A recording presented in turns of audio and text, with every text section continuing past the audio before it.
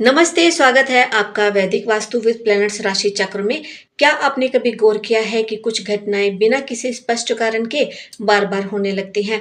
पहले छोटी सी बात लगती है, लेकिन धीरे धीरे घर का माहौल बदलने लगता है। वास्तु और पारंपरिक मान्यताओं में ऐसे कुछ संकेतों का उल्लेख मिलता है जिन्हें लोग आने वाली चुनौती का संकेत मानते हैं। आज हम ऐसे ही 3 संकेतों के बारे में जानेंगे। यदि इनमें से कोई संकेत आपके घर में कभी कभार दिखाई दे तो डरने की जरूरत नहीं, लेकिन यदि ये बार बार और लंबे समय तक दिखाई दे तो इन्हें आत्मचिंतन और घर के वातावरण पर ध्यान देने का अवसर माना जाता है। इन 3 संकेतों में से जो तीसरा संकेत है वो सबसे ज्यादा लोगों के घरों में दिखाई देता है, लेकिन अधिकांश लोग इसे सामान्य समझकर नजरअंदाज कर देते हैं। इसलिए वीडियो को अंत तक जरूर देखें। पहला संकेत है घर में लाल या भूरी चींटियां बड़ी संख्या में दिखाई देना। पारंपरिक मान्यताओं के अनुसार यदि घर में लाल या भूरी चींटियां बार बार बड़ी संख्या में दिखाई दें तो इसे केवल सफाई या नमी का कारण ना समझे, बल्कि घर की सकारात्मक ऊर्जा में असंतुलन का संकेत भी ये माना जाता है।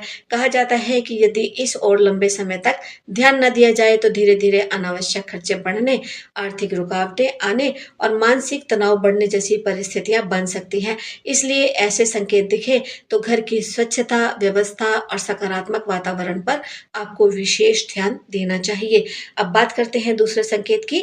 दूध का बार बार उबल कर गिरना या हाथ से छूटकर गिर जाना। दूध को समृद्धि, शांति और पोषण का प्रतीक माना गया है।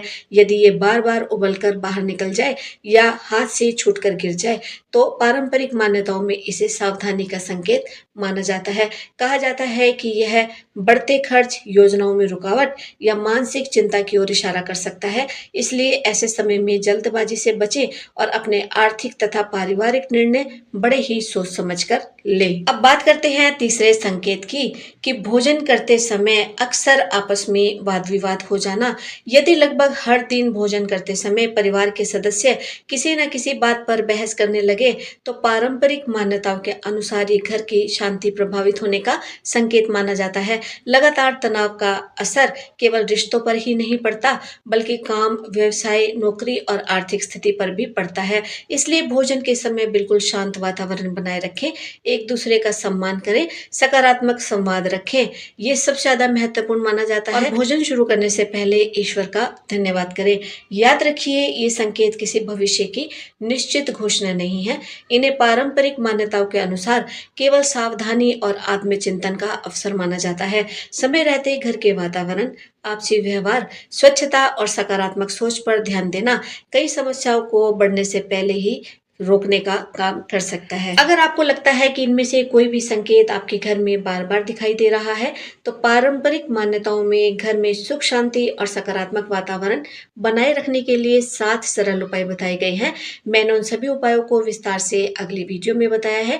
ये वीडियो अभी जरूर देखें, डिस्क्रिप्शन बॉक्स में और एंड स्क्रीन पर आपको इसका लिंक मिल जाएगा, क्योंकि सही समय पर उठाया गया एक छोटा सा कदम भी बड़ा अंतर ला सकता है। अगर आपको ये जानकारी उपयोगी लगी हो तो वीडियो को लाइक करें, अपने परिवार और मित्रों के साथ साझा करें और ऐसे ही वैदिक ज्योतिष, वास्तु और पारंपरिक ज्ञान से जुड़ी जानकारी के लिए हमारे चैनल को सब्सक्राइब करना ना भूलें। एक छोटा सा विनम्र निवेदन, इस वीडियो में दी गई जानकारी वैदिक ज्योतिष, वास्तु और पारंपरिक मान्यताओं पर आधारित सामान्य जानकारी है।